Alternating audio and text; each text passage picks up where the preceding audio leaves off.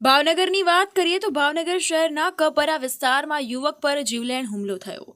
વિનય શરદભાઈ મકવાણા પર તીક્ષ્ણ હથિયાર વડે હુમલો થયો હોવાનું સામે આવ્યું. જૂની અદાવતને કારણે તીક્ષ્ણ હથિયાર વડે હુમલો થયો હોવાનું સામે આવ્યું છે. ઇજાગ્રસ્ત યુવકને તાત્કાલિક સારવાર માટે હોસ્પિટલ ખસેડવામાં આવ્યો અને ઘટનાને લઈને પોલીસ કાફલો પણ ઘટના સ્થળે દોડી આવ્યો છે. ભાવનગરની વાત કરવામાં આવે તો ભાવનગર શહેરના કપરા વિસ્તારમાં જીવલેણ હુમલો થયો છે. વિનય શરદભાઈ મકવાણા પર તીક્ષ્ણ હથિયાર વડે હુમલો થયો હોવાનું સામે આવ્યું છે.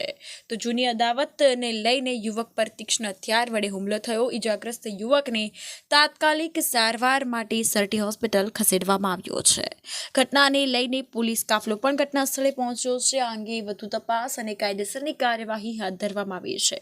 ભાવનગર શહેરના કપરા વિસ્તારમાં યુવક પર જીવલેણ હુમલો થતા સમગ્ર પંથકમાં બાબતે ચકચાર મચ્યો છે અને ચર્ચાનો વિષય બન્યો હોવાનું પણ અહીં સામે આવ્યું છે. આ અંતર્ગત વાત કરવામાં આવે તો પોલીસ કાફલો પણ ઘટના સ્થળે પહોંચ્યો છે અને આ અંગે તપાસો ધમધમાટ અને કાયદેસરની કાર્યવાહી શરૂ કરાઈ છે.